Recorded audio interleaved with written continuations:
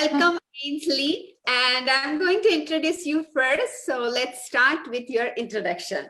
So let's meet Ainsley Venner, and I'm very thankful to you that you adjusted your schedule because you are at work, but still you managed, and thank you so much. That's why we are doing it at noon. I'll introduce for Ainsley first. She is born and raised in Connecticut. On graduating from college, she had a successful banking career for 25 years. And Ainsley has always actually loved sports, and that's why her natural tendency was to teach fitness classes, and she likes to teach fitness classes. That's what she's doing right now. In 2006, Ainsley made the decision to retire from banking and follow her passion in health and wellness industry, and that's why we got connected. That's how we got connected, because that's the passion we both share. She is a certified holistic health counselor, and she holds many more certifications in teaching and training, all the fitness and many more classes, and she will be telling about it soon. For last 14 years, she is director of fitness, teach and trainer, and she will talk about it with us. Also, she is a consultant for a pampered chef, and I deliberately just didn't touch base what exactly it is, because I would like her to tell us. And last but not least, she believes in holistic approach to overall health and wellness, and her mantra is that she believes in and passes on to her clients: a healthy body creates a healthy mind, one. And the second one is she always believes to have a safe, effective and fun workout, and that's what she does. Anyway, so this was it. There is so much going on. I'm a little bit all over the place, but now I'm so excited that Ainsley is here and she is going to take over. Okay, first just tell a little bit more about yourself, and then we will start with our interview session. Thank you very much for joining. Thank you, Sonali, very much for inviting me to be a part of this. I'm very grateful for having met you and the relationship that we are building together with our passion for really helping people from the ground up, from the inside out, in all capacities of our life. So as Sonali said, I have held a banking career, or did hold a banking career, for a long time, 25 plus years. But I always, as a kid, I always did sports. I was a golfer, a tennis player. I was always active, a bowler, just always physically active. And then in 1984, upon graduating college, I was working on Wall Street in Manhattan, and I went to start teaching group exercise classes. And I've pretty much done that every week of my life since 1984, with the exception maybe on vacations. I haven't done that. So I do have a really a passion for movement, if you want to call it that. You put music on, I start dancing, right? I'm singing in the car, and just always on the move. So I really, in 2006, I was still in banking. I happened to be in the mortgage industry. The light switch went out, as we all know. And I said, you know what, I'm going to jump full force into health and wellness. I was at that time connected through friends at Arbonne, which I know you have many friends through Arbonne, and you know that's their products are incredibly healthy as well. So yeah, awesome people, awesome products. Why not? So I have, as Sonali said, also I've been a director of fitness. I have been a teacher of many formats of classes, and I'm also a personal trainer specializing actually in golf fitness. So I work with a lot of golfers on fitness, but I love teaching and training, very honestly, and find it fun. You know, a lot of people come into a gym and they're there because a doctor's told them or for some other reason, and they don't, I'm like, aren't you having fun? They're like, I don't call this fun. I'm like, okay. But it doesn't, I don't even think twice about it, you know? So I'm married and have been for about 24 years. I do not have children. I have a four-legged child named Riley. She's a beautiful yellow Labrador. Sonali's met her. She's an amazing dog. And I've got to take her on the walk. So life is good. I've been in Florida about since 1995. Wow. 94 I moved here. So it's that 26 years, I think, something like that. So quite a while. And I do love it here. I miss New England tremendously. That's kind of my heart, but I certainly like the ease of beautiful weather in South Florida. We are glad you are here because that's why, and that's how we met. Right? We are very, very glad that you are here in Florida and on Sona Motivates Facing New Normal.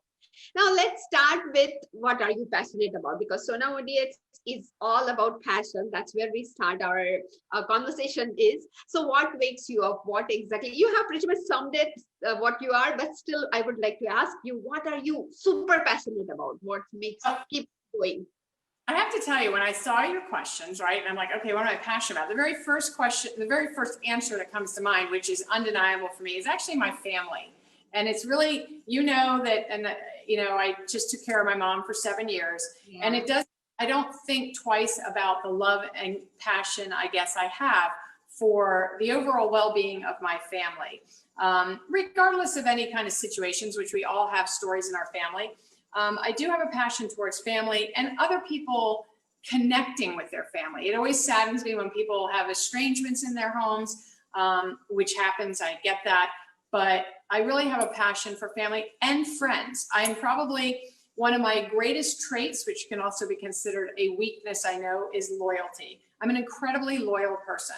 I have friends from when I was 10 years old to you that I met this past year, right? So everything in between. And when I connect with someone, I really connect, I don't want to say for life, that probably sounds corny, but I have a passion for relationships, one-on-one. This connection is huge to me. It just gives me chills. It really does, because it adds value to our lives, right? And you never know, it's about the journey. It's not necessarily about the destination. And so passion for family and friends, obviously, it's really important that we all try to become the best version of ourselves. And every day that changes, it evolves. You just never know, because you never know who you might meet. You never know what you might actually end up doing that can alter your life every step of the way. So I love helping other people. Our next thing is, so tell me, what are you doing differently during these changing times, because sometimes it's hard for some people to remain active right now, and being a fitness instructor and having so much of experience in this field, tell me, what did you do differently to stay fit and active right now in these changing times? Well, it has been incredibly challenging. And here at the club where I work, we're looking into doing a program where we're having the members try to partner with each other to get some of the people that are more sedentary, not getting out, with people that maybe are, to come together. And mentoring and having a buddy, a pal, that can help you along the way. So I can tell you, when the pandemic first hit, it was early March, right? And everything just shut down. So one day you were working and one day you weren't, for those of us that work, obviously. But for those that don't work, one day you could go into a restaurant and order a nice meal. The next day you couldn't, right? It all came like someone took the rug right out from under our feet. Well, I think what really hit first was the fact that we needed routine. So anybody that sat back and all of a sudden said, oh, I have time off, and one day bled into the next, I think set themselves up in the very beginning to have some difficulties and challenges. So I maybe luxuriated in my bed a few minutes longer. No, I probably slept an extra hour or so. But then I had a couple friends in my neighborhood, and I would walk my dog up to the park. So the three of us, every single day at 8 o'clock or 8:30, walk the dog. So we started the day off. One girl's really into exercise, one not so much, and then there was me. And I came to find along the way, because I had to stop doing that because I went back to work, they stopped walking. So I know that I was the empowerment behind that happening, which saddens me, whatever their reasons are for not continuing. I think one might go on her own, but routine, got up every day and did that. Now, because I'm a teacher, I was able to go on Facebook and utilize that and think, gosh, these women are so used to my yoga class. I'm just going to do a yoga class. So a lot of us in our profession did do that immediately on Facebook. Wow. Put you out to the universe. So you have to be somewhat mindful of that. And then it became a matter of, well, where are you actually practicing it? Are you in a clean, neat space? How much of your home do you want to expose to whoever is watching, right? So you had to be pretty smart in that, and you had to feel good about that. So I have to tell you, for me, I did continue to teach not every single day, but many of the days, either for Facebook, for my friends, for fun, or I continued with I was with another company, with the Jewish Community Center, where I'd been their director, and we did virtual classes pretty quickly. So Zoom, I mean, has been an amazing avenue for so many of us to be able to stay connected. And I also very early on in the pandemic heard, and I'm a big believer in this, that we are physically distanced. You know, we use the term socially distancing, but that's not what it's been. We've been physically distant, but we've been socially connected. And so for me, this avenue of reaching out to somebody hasn't seemed that bad. You know, I mean, it really hasn't. And I have to tell you, you and I are looking at each other eyeball to eyeball through a computer. But when I teach now, I'm teaching to a blank screen. I actually only see myself, right? So everybody's out there somewhere taking my class, but I still engage because I still know who is in my class and how they used to move. And I say, great job, Sonali, keep moving. And you know, you interact as if they really are right in front of you. And I think a lot of people retracted and they didn't know how to do that through a screen. So routine was important. I would like to interrupt a little bit. Can you just focus or just explore a little bit more about Pampered Chef, because people don't know what exactly Pampered Chef is? Oh, sure, absolutely. So Pampered Chef is a multi-level network marketing company. It's been around for 40 years. This is the 40th year that it is in business, and it is a kitchen tool company. But the founder really felt that where do we gather? We gather around the kitchen table, right? And so gathering around the kitchen table, savoring delicious meals, and sharing what our day has been is what it's all about. So food is one aspect and very important, but how do you deliver that food onto the table? And so Pampered Chef has amazing kitchen tools that makes your life in the kitchen so much easier, I believe. And they have everything from a paring knife to your air fryer and everything in between. Okay. And so, you know, again, a great company. As a consultant, I just do parties. I do home parties or virtual parties. You can do fundraising parties, just all different types of parties to sell the kitchen tools. Okay, so that's what Pampered Chef does, and you are a consultant for that. And I think, attended one of your virtual party, that how to use the tools, and you cook on Correct. the virtual party. That's what people Correct. like. That was a very nice breakthrough that you told how you managed during these tough times, that you had your schedule, you kept going, even if you were taking the classes online, you made sure that you interacted to the people with the technology. And I really liked what you highlighted right now, that we are just physically distant. We are not distancing each other, because you know what, these things what I'm doing right now, they were always on my mind. I wanted to connect to more people, bring them, you know, everybody has some special gift, and I wanted it to bring in front of people. And there were so many more things I wanted to do always, but clearly, like you said, we were all over the place, and now this time to just rekindle ourselves, it has worked well for me too. So I'm totally relate, and I'm sure most of our viewers can relate too, because sometimes you feel it's the change was a little uncomfortable, but it was for good. We all finally got it. And now, very important question of the day, because this is all about health, fitness of mind and body, and a lot of our viewers and our motivators are above 40, and that's where I highlighted, because I know you have some insights about how people are always asking me how can they lose weight and become healthy after 40, because we know our metabolism slows down a little bit, and then it's like there are so many programs and so many diets, and I don't even want to go there. But I think being in this fitness industry and being a holistic trainer, you know better, so you can guide our motivators. So tell us, what do you suggest here? All right, so that's a gigantic topic. So let me bring it in. So it is all about, so 80% of the way your body is about the food you eat. And 20% of it is about exercise.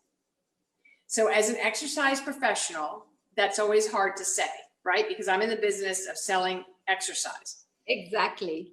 Now, with that said, I am a big believer in moderation, right? Uh-huh. In everything in life. It doesn't matter what it is, but in food and moderation.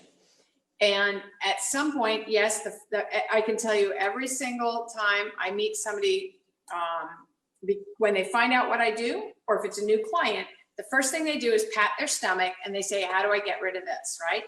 Yeah, And I do it all the time. I know, you can't change a whole lot physiologically, right?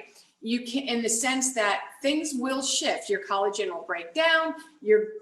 Does every woman get a muffin top? Not really, but we do tend to get soft around the middle. Most people know what they're supposed to do. They really. So the process of losing weight or maintaining weight is very scientific. And a lot is based on your genetic makeup. So we're bioidentically all very individual. So for me, I could say, oh my God, the Mediterranean diet is the best diet. I lost 20 pounds on it. That's fantastic. But it might not be the right way for Sonali to eat, right? It might just not be. So you can't ever say, well, one size fits all, because it does not. Yeah. Your heritage has an impact on the foods you eat. Some believe your blood type has an impact. So I'm a big believer also, take the best and leave the rest. Look and see what works for you, okay? Mm-hmm. And if you feel better when you eat differently, and I didn't say eat better, I said eat differently, mm-hmm. and maybe that's the way you should eat. And guaranteed, we know there's inflammatory foods out there. So what actually happens when you say that to people, many people say, you know what, I don't really know what you mean, because I can tell you the majority of people are not in touch with their body. Oh. So it's with exercise. So they're like, well, what do you mean I'm swollen? So they may say, oh gosh, my rings are tight this morning, yeah. But they don't know how much inflammation is in their body adjusting them. Exactly. So I am a big believer in a clean diet. I'm a big believer in moderation. I'm a big believer in not ever depriving yourself of anything. I have a whole bowl of M&Ms in my house. I've had a bowl of M&Ms in my house for as long as I can remember. And so did my mother. Uh-huh. Do I eat an entire bowl every night? No. I go by, I have a couple after dinner, and I'm good. Exactly. If you can't control it or don't have willpower, because willpower has a place in all this. Thank you. I can totally agree to this, all what you are saying right now, because I can relate to few of the things you just touch based about the diet. That's what I was saying. See, you touched the point of being mindful about what to eat, how your body is feeling. That's what I was talking about. For any kind of weight loss success or any kind of feeling fit or healthy after especially a certain age, you have to be mindful as well. So we need that mind body soul connection for all this. So it's not just recently you must have heard about keto diet. So people always ask me, shall I go on keto? And then there was Atkins, then there was this, so they are always, and I'm always, no, this cannot, if it cannot be your lifestyle, don't. Correct. It cannot be. And that's what I launched one of the program, 21-day fitness person, body transformation. And that I talk more about intermittent, because it is more geared towards intermittent fasting. I'm a huge follower of it. I have been doing it for almost a year, more than a year now. We started in July. So I just eat 1 or 2 meals, and my one meal is raw. And this is my 95% of the time, this is how it works. And not about, I haven't lost much, but the energy level, I feel it's so different. I'm so, I can feel the difference in myself, but that's my body type. My husband, he can go 1 meal a day, and I cannot. It's just my body drains out. I'm like cranky. So that's how, even in the same household, we eat the same kind of food, but still our body is different. So that's what I'm saying. Not every, and when I'm talking about this 21-day body transformation, I always tell them, tell me how you feel. First week, tell me how you feel. You have to get connected, because some people have to eat more fruits in a day or something like that. You know, they have to, you cannot ask them to fast. So it's not the keto, it's not even fasting, it's not any kind of diet. It's what you eat, when you eat, how you feel. Well, you bring up, so fasting is a really important topic right now because a lot of people are into fasting. Yeah. And I am not a proponent of it in this regard.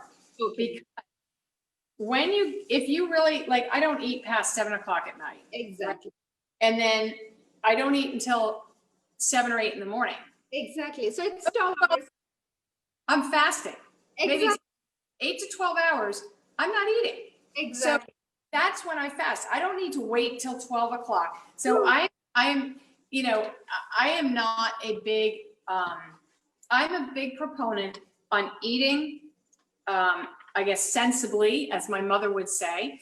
And she always did. We had usually a protein, we had a starch, so to speak, and we had a vegetable. It is a part of it is how I was raised. A part of it is how I believe, my passion for understanding that food is your medicine. Exactly. So, Hippocrates said it, let food be thy medicine. Exactly. You know that I'm preaching to the choir, but you know from all your amazing Indian spices, absolutely, power behind that is huge, huge. So, people know this, but then you really have to tap into why are they not adhering to that? And that is when you start peeling back the onion a little bit more and going deeper into the psychology behind what's happening. This pandemic has put a lot of weight on people. Exactly. A lot of people have not gotten. Okay. So that was a very, very good answer. And thank you very much for helping our people, because, I always talk about diet and exercise and everything in moderation, and together it has to be clubbed together. But thank you coming in from a fitness instructor, so much in this industry, like that 80% of what you eat affects your body and only 20% is workout. So please make sure you adjust your meal habits, your eating habits according to what your body feels. So see, I am good with 2 meals a day, my husband is good with 1 meal a day, but probably someone might need 3 meals, but depends on what they eat and when they eat. So it's more about time restricted eating. So you have to have a certain time, you shouldn't eat past 7 o'clock, and so you have rules instead of eating and grazing all the time or something unhealthy. That's what you were suggesting. And the other one thing you just made me think of, and I say this a lot too to my clients, we underestimate the amount of calories we're eating and we overestimate how many we expend with exercise. So people be like, oh, I walked 5 miles. It's like, okay, how fast were you walking? There's a lot involved in that too. And then with eating, and it's not always about calories in or calories out. Exactly. That's not really what it's about. Any kind of quality food going into your body, right? Nutritionally dense foods, we know that. But just be mindful of that too, that, again, it's mindfulness. I mean, mindfulness is huge, and awareness and understanding on what you're putting in your body. We became a very obese society when low fat foods came into our world. Absolutely. Low fat, low carb, no fat, fat free, and no sugar, added sugar. Oh my God, it's all mess. It's bad. All right, you had mentioned to me, I think, about exercises, right? Yes. So next question, yeah, because this topic is our favorite and we can keep going. And I was going to ask you now, let's talk about, even though we know food is more important, there might be some kind of exercises which might help to lose fat and weight faster. So can you suggest few? Okay, so the best way to organize any kind of exercise program is to have diversity. So there might be days when you're doing something steady state. You go out the door and you walk for 5 miles and you're at the same pace, that's steady state. You have strength training. So you've got to make sure that you're doing something that is helping you to build more muscle. The more muscle you have, the more calories you burn. It's that simple, right? Zumba. Everyone loves Zumba, right? You love dancing. I know we do our Bollywood.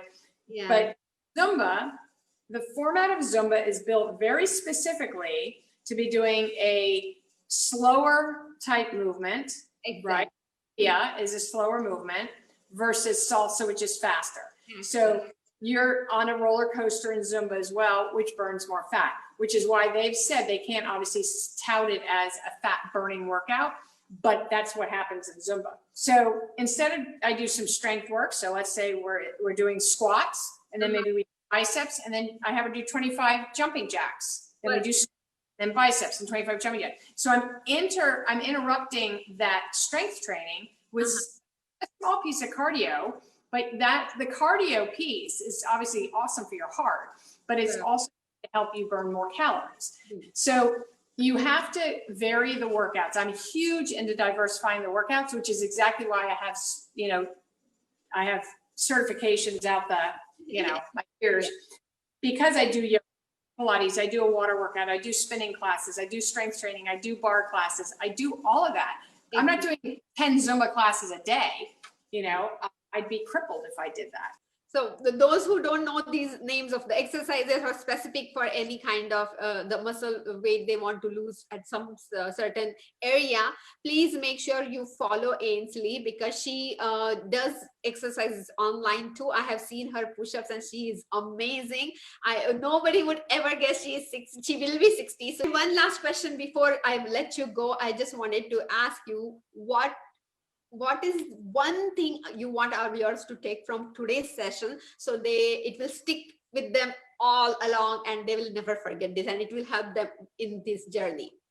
Never forget. I would say be true to yourself always. Be purposeful with all that you do, whether it's the words that are coming out of your mouth or your movement or what you eat. And